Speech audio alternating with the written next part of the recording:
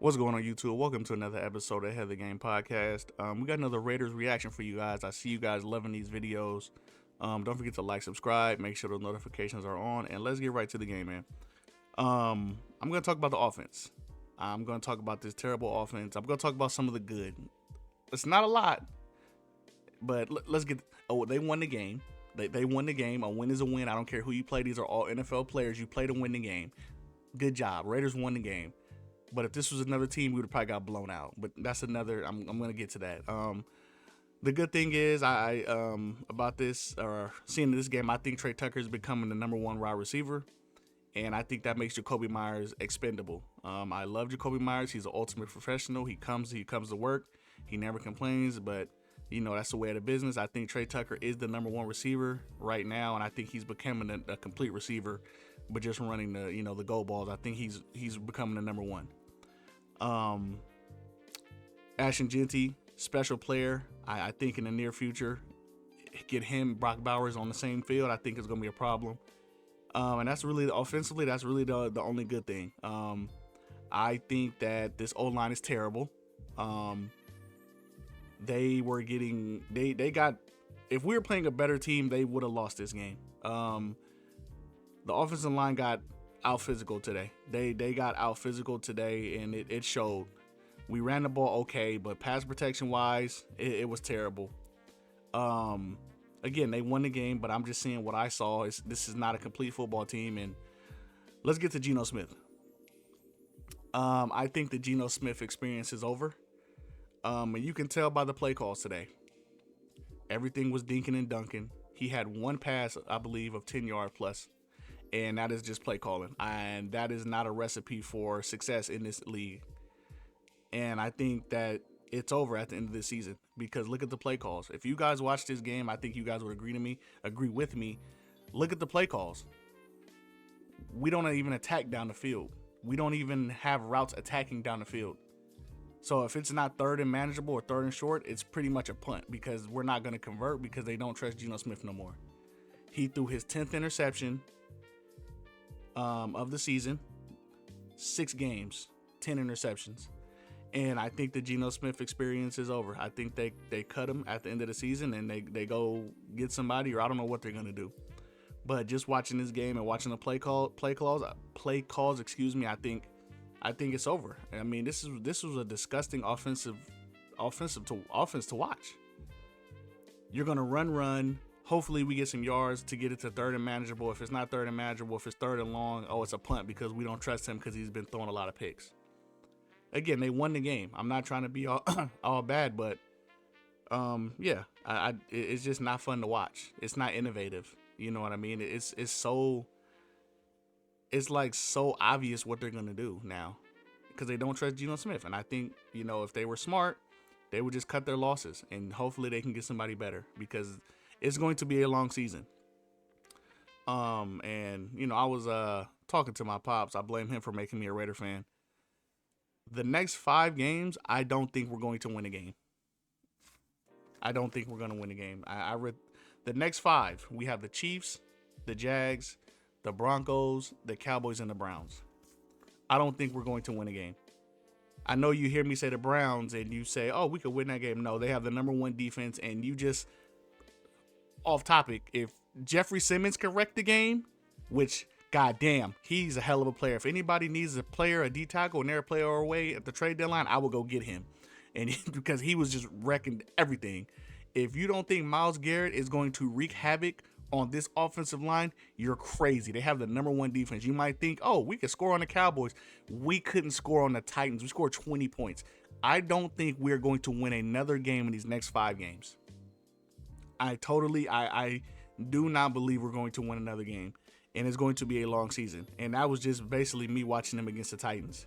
If they would have came blazing it up, scored 30, okay, we might have a shot. But no, we don't have a shot. We don't trust our quarterback, and our offensive line is terrible. And those are my takeaways from this game. Again, they won the game. Good job. You were supposed to win this game. But, and let's talk about the defense. All right, let me go to the defense. Let's not all be negative. Defense played lights out. I think Max Crosby still needs some help. That would be my main priority. Malcolm Kuntz isn't the same player. That's the only thing I could see on this defense. I think Darian Porter needs to play. I think Caillou Blue-Kelly, he's not a true corner that needs to be out there. I think you need to give him Darian Porter a shot to play because he keeps giving up the same thing over and over again.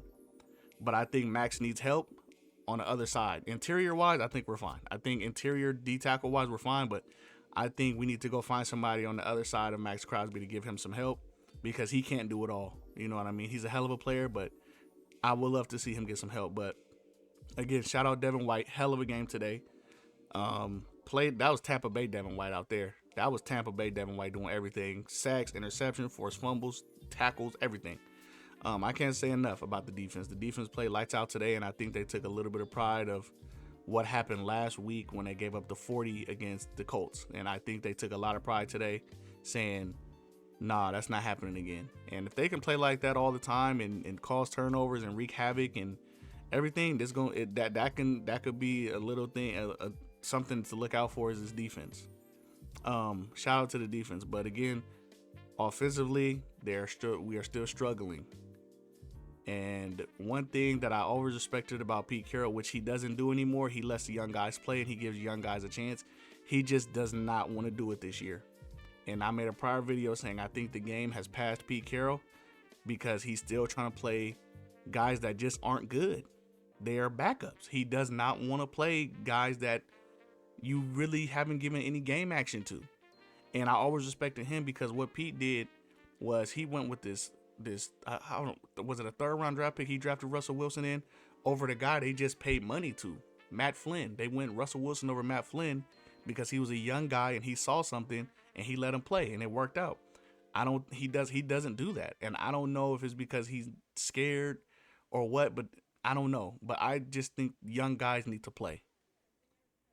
And that's just me. I think the younger guys need to play. Darian Porter needs to play. They need to put Dante Thornton back in the game because Jack Bech did the same thing Dante Thornton did. It's not a Dante Thornton problem. It's a Geno Smith, Chip Kelly problem. And that's what I'm getting. You don't teach 6'5" with a 4.2 speed. You don't teach that. You do not teach that. That is natural. And it's a Geno Smith problem and a Chip Kelly problem.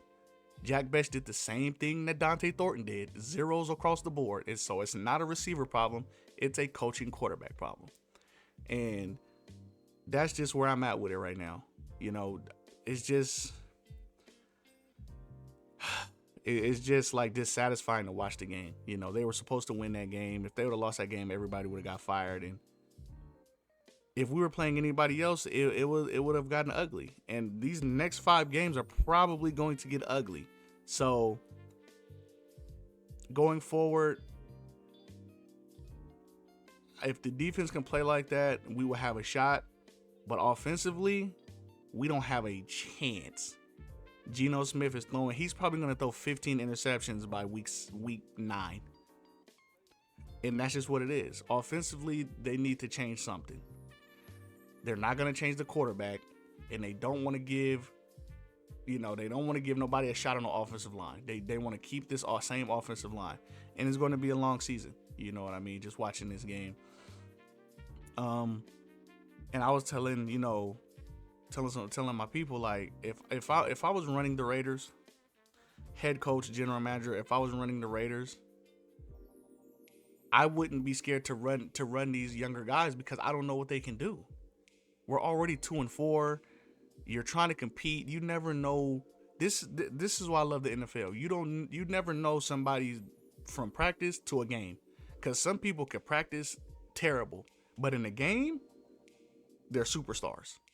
And for them to not give anybody a shot to play it's like disheartening. It's like, can we get something to go our way? Like, can we get some young guys to play? We never know. Well, we drafted 2 offensive linemen and 2 D tackles, and they don't play at all.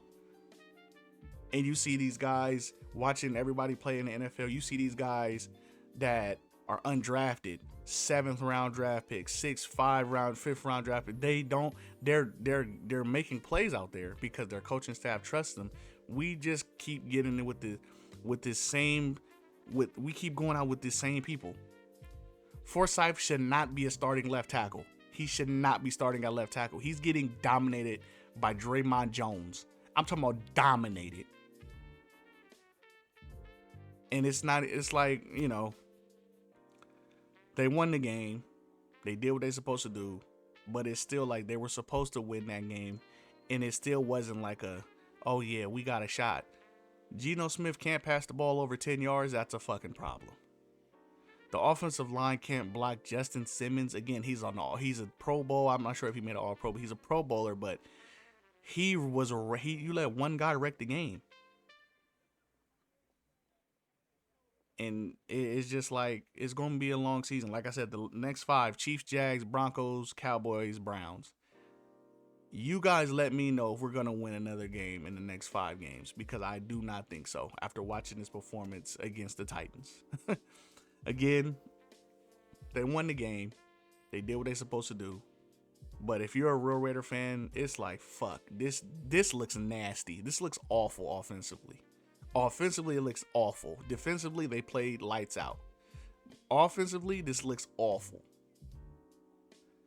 But, they won the game. Shout out to them. It's another good week because they won the game. But we got Chiefs next week. And I can tell you one thing that Spags is going to do. He is not going to let Ashton Genty run the ball. So Geno Smith is going to have to play his ass off if we want to beat the Chiefs in Arrowhead next week. Spags is not going to let you run the ball, so don't try to line up and just run it up the middle, run inside. He's not going to let you run the ball. He's going to force Geno Smith to beat him. I already know what the game plan is going to be going into next week's versus the Chiefs. Force Geno Smith to beat us. If he goes out and he beats us, we'll live with it. That's going to be the game plan. So this dinking and dunking and not throwing the ball over 10 yards is going to be a long game next week if you think that's what the Chiefs are going to let you do. And that's all I was thinking about while watching this Tennessee Titans game. If you think teams are just going to let you live like this, it's not going to work. And that's why I said the Geno Smith experience is over. Because once you start calling plays like this, you don't trust your quarterback, it's going to be a long season, and other teams are going to realize the same thing. So you guys get ready to watch what I'm telling you. They're not going to be able to live like this. But again, this is another episode of Ahead of the Game Podcast. Raiders reaction. Shout out to the Raiders. They got the W. It's just what I saw watching this game. Hopefully we can surprise some people. 2-4. We're not out of it. You never know. It's a long season, only week 6. You guys never know. But again, like, subscribe, make sure notifications are on. And you guys let me know in the comments if you watched this far. If you've watched this video this far all the way to the end, shout out to you. Make sure you comment end or whatever you want to comment. But you guys let me know. Will we be winning a game in the next 5 games that I named off to you guys? You guys let me know. But appreciate you guys for listening to another rant. Appreciate you guys on the next one.